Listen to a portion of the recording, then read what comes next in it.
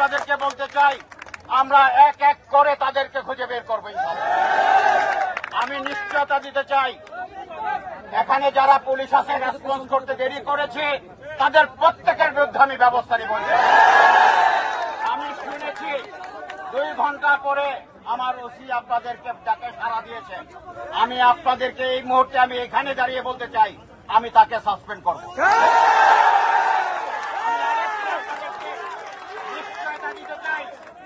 আমি নিশ্চয়তা দিতে চাই, যারা এই ফেসিবাদের সাথে আঘাত করবে তাদেরকে পুলিশের চাকরিতে করতে দেওয়া যাবে না, চাকরি করবে না। এতদিনের যে পুলিশ, যে ফেসিবাদ পুলিশ তৈরি হয়েছে, সেই ফেসিবাদ থেকে পুলিশ বেরিয়ে আসতে হবে, জনগণের পুলিশ হতে হবে।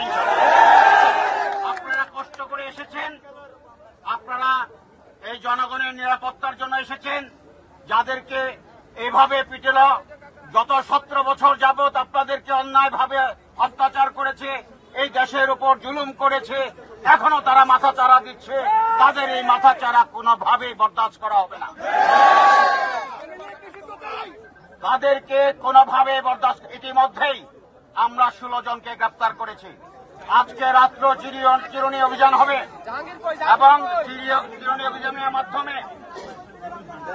চিরুনি অভিযানের মাধ্যমে প্রত্যেকটি কালপিটকে আমরা খুঁজে বের করব এবং আইনের আওতায় নিয়ে আসবো ইনশাল্লাহ। আপনারা জানেন ইতিমধ্যে মন্ত্রণালয় সিদ্ধান্ত নিয়েছে, স্বরাষ্ট্র মন্ত্রণালয় সিদ্ধান্ত নিয়েছে।